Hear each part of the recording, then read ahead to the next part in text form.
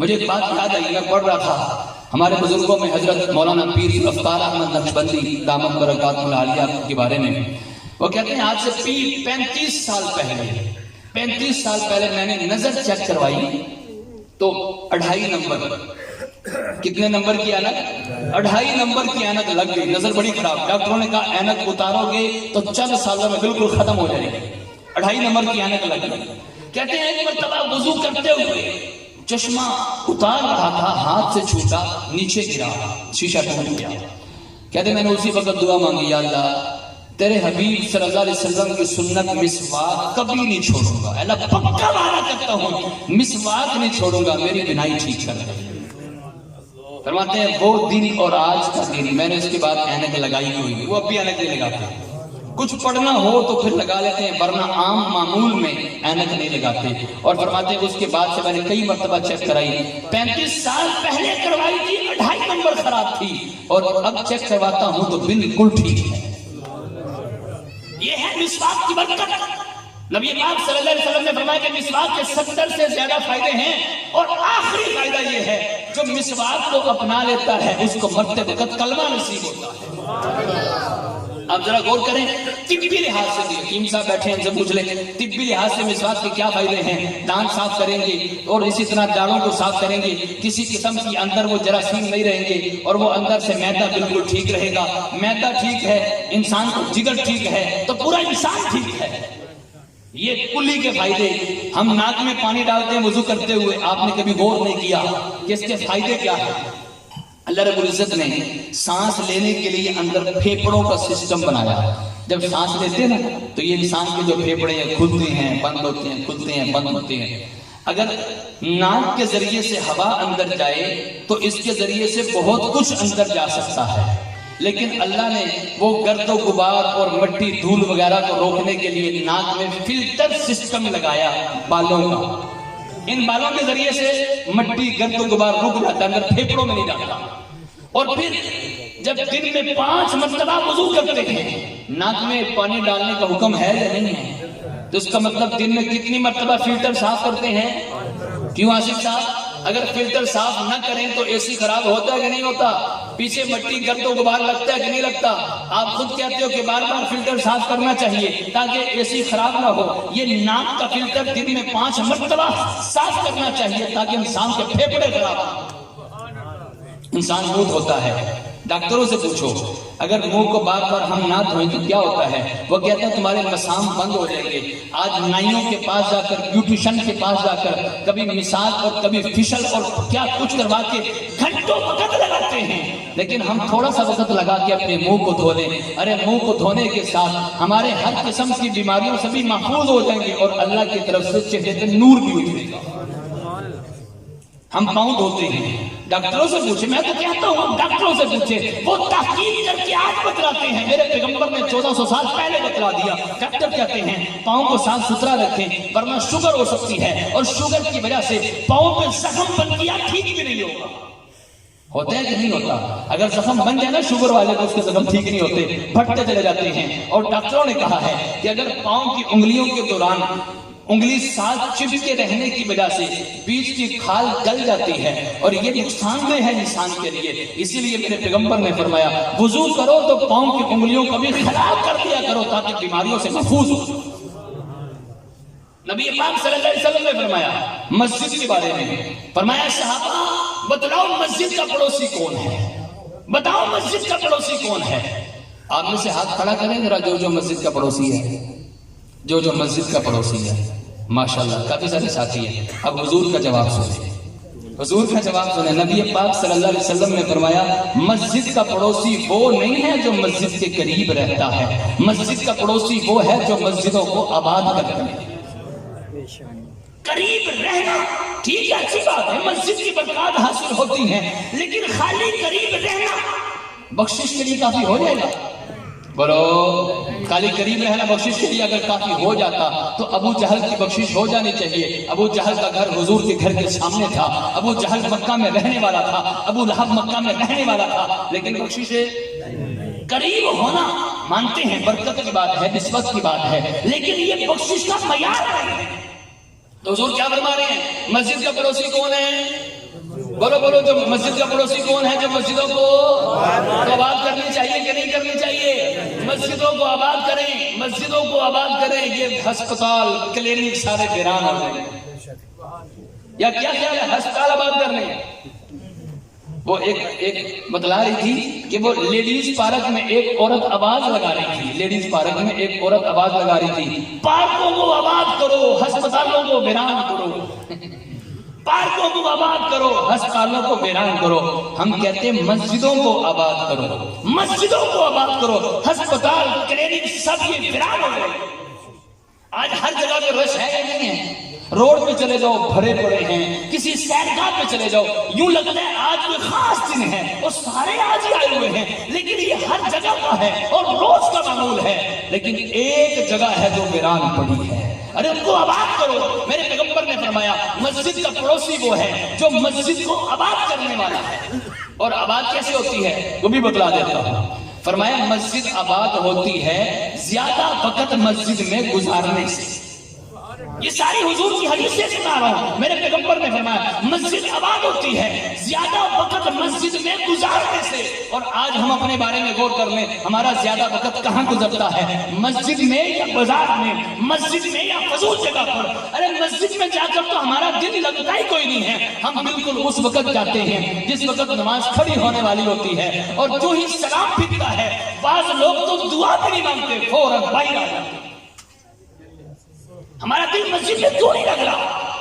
بزرگوں کو جملہ ہے کہ مومن مسجد میں ایسے ہوتا ہے جیسے ایک مچھلی پانی کی، مچھلی پانی میں ہوتی ہے خوش ہوتی ہے، مسجد کو مچھلی کو پانی سے نکال دیا جائے تڑپتی ہے، تڑپ تڑپ کے مر جاتی ہے۔ ارے کاش مومن بھی ایسے ہی ہونا چاہیے کہ اس کا دل مسجد میں لگے، مسجد سے نکال دیا جائے تو یہ تڑپ تڑپ کے مر جائے۔ ہمارے بزرگوں میں گزرے ہیں علامہ جار اللہ زمخشری رحمۃ اللہ علیہ 35 سال تک مسجد حرام میں خانہ کعبہ کے قریب بیٹھے رہتے تھے۔ ان کے بارے میں آتا ہے 35 سال تک مسجد حرام میں اعتکاف کیے رکھا، قضائے حاجت کے علاوہ مسجد سے باہر نکلے ہی کوئی۔ معمولی بات نہیں ہے۔ تفسیر لکھی ہے، تفسیر کشاف، قرآن کی تفسیر لکھی ہے، اور کتنے سال مسجد میں رہے؟ 35 سال۔ ان کا نام پڑ گیا جار اللہ۔ کیا پڑ گیا؟ جار اللہ کا ترجمہ کیا ہے اللہ کا پڑوسی۔ ان کا نام پڑ گیا اللہ کا پڑوسی۔ ارے پڑوسی کی بات کر رہا ہوں، پڑوسی کہتے کس کو ہے؟ بولو جو مسجدوں کو آباد کرنے والا وہ مسجد کا پڑوسی ہے۔ اچھا اگلی بات سنو، پڑوسی کو ملے گا کیا؟ پڑوسی کو ملے گا کیا؟ مسجد کا پڑوسی کو ملے گا کیا؟ نبی پاک صلی اللہ علیہ وسلم نے فرمایا جب کسی علاقے میں، بستی میں، کہیں پر کسی محلے میں جب کوئی بلا اترتی ہے سارے لوگ اس بلا میں مبتلا ہو جاتے ہیں سوائے ان لوگوں کے کہ جو مسجد کے پڑوسی ہیں۔ سبحان اللہ۔ سمجھ آ رہی ہے؟ ہر قسم کی بلا سے پاک ہو جاتا ہے، وہ محفوظ ہو جاتا ہے، اس کو کسی قسم کی بلا کچھ نہیں کہہ سکتی۔ بلا چاہے کرونا ہو یا کچھ بھی ہو، اس کو کچھ نہیں کہہ سکتی جو مسجد کا پڑوسی ہے، جس کا وقت زیادہ مسجد میں گزرتا ہے۔ اچھا ایک اور بات بتا دوں، آپ میں سے جو کنوارے ہیں جن کی ابھی تک شادی نہیں ہوئی، نوجوان کون ہے ذرا ہاتھ کھڑا کریں، صرف وہ کھڑا کریں جس کی نہیں ہوئی، دوسری کے چکروں میں نہ کھڑا کر دینا، صرف وہ کھڑا کرے جن کی شادی کی۔ ماشاءاللہ شاہزادے صاحب آپ چاہتے ہیں کہ شادی ہو جائے؟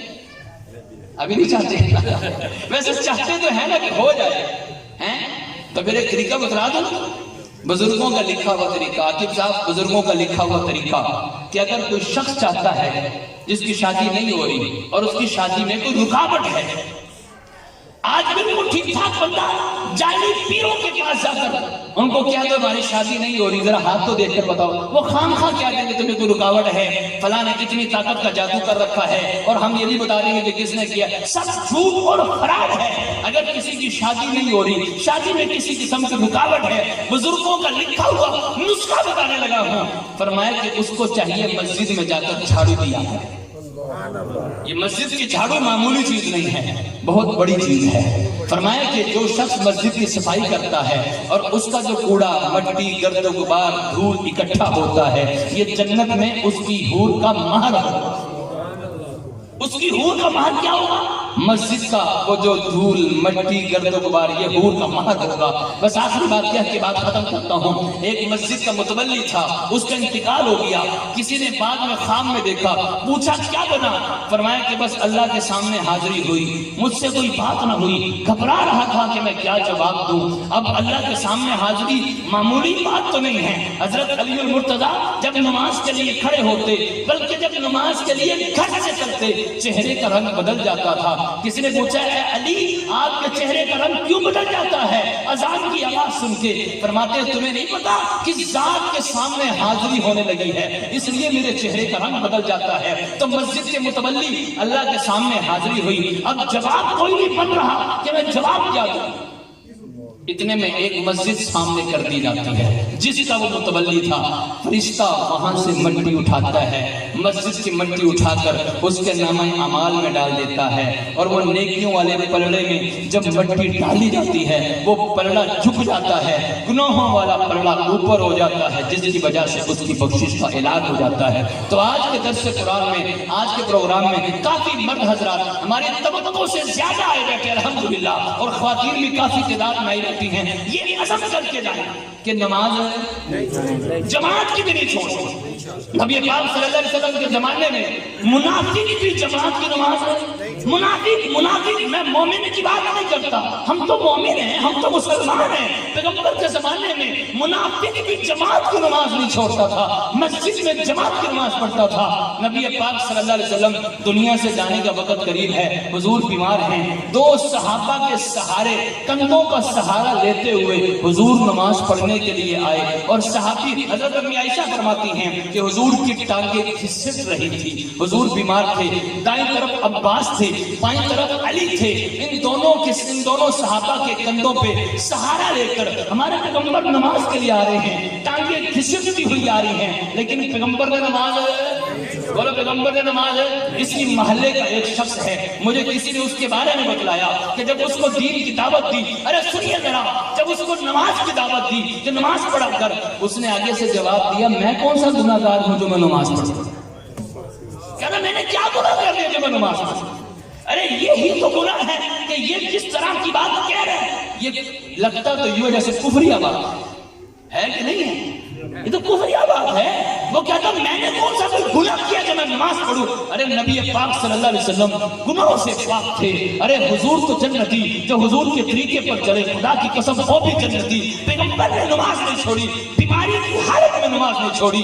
نبی پاک صلی اللہ علیہ وسلم دنیا سے جاتے ہوئے بھی نماز کا تذکرہ کر رہے ہیں۔ تو اس لیے ارادہ کرتے ہو جتنے حضرات بیٹھے ہیں مسجد میں پہلی صف میں، پچھلی صف میں نہیں، پچھلی صف میں نہیں، ارے لڑا جزاک اللہ حافظ سے اس بات کو تو لڑائی ہونی چاہیے، پہلی صف میں نے کھڑے ہونا ہے، تکبیر اولیٰ کے ساتھ نماز میں نے پڑھنی ہے۔ ارے اتنے سارے یہ لوگ کہاں سے آ گئے؟ کوئی مغل پورا، کوئی دھرم پورا، کوئی اسٹیشن لاری اڈا، کوئی شادرہ، کوئی وہاں سے آئے ہیں؟ ارے سارے اسی محلے کے، جب سب حضرات یہیں پہ بیٹھے ہیں، یہیں کے لوگ ہیں اسی محلے کے، تو سب سے درد مندانہ یہی اپیل کروں گا، ارے جس طرح آپ شوق اور ذوق کے ساتھ بھائی یاسر صاحب کی دعوت کو قبول کرتے ہوئے یہاں پر تشریف لائے، اس سے بھی زیادہ شوق اور ذوق کے ساتھ با جماعت نماز پڑھنے کے لیے مسجد میں تشریف لائیے۔ مائیں بہنیں اپنے گھروں میں جب وقت شروع ہو جائے دیر نہ کرے، فوراً نماز وقت کے اندر پڑھ لے۔ اللہ سے دعا اللہ تعالیٰ ہم سب کو بات کی سمجھ بھی عطا فرمائے، عمل کی توفیق عطا فرمائے، آمین۔